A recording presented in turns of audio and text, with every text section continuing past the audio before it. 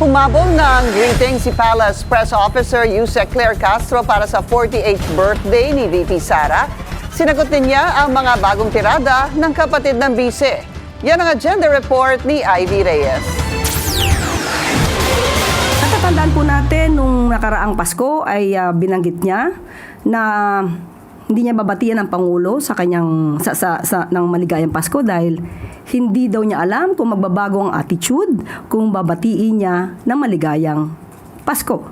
Pero hindi po tayo ganyan at siya po ay ating babatiin at gagayahin ko po ang kanyang pagbati ng maligayang kaarawan.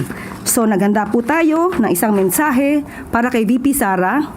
Happy birthday, VP Sara. Ito ang bati ng Malacanang kay Vice President Sara Duterte para sa kanyang 48th birthday nitong nakaraang linggo. Makikitang ang hawak na screenshot ni Palace Press Officer Claire Castro ay galing sa video ng bise para sa nagpakilalang bagman umano nito na si Ramil Madriaga. Iprenesenta ang naturang video greeting sa House Justice Committee proceedings ng kanyang impeachment case. Pinabulaanan din ng palasyo ang pahayag ni Congressman Paulo Pulong Duterte na without the help of his sister, President Marcos would not have won by the margin that he did. Unit team. Ibig sabihin, nagkaisa sila. Ngayon, bakit ibinibigay lamang sa Pangulo ang mandato? Pangulo po siya eh.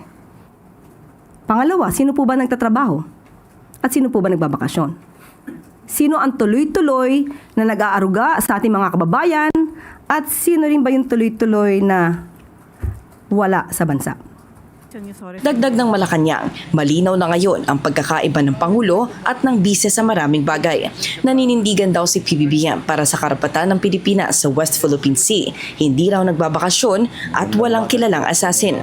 Wala rin daw kinukonsinting fake news ang Pangulo at higit sa lahat, pinapapanagot ang dapat managot.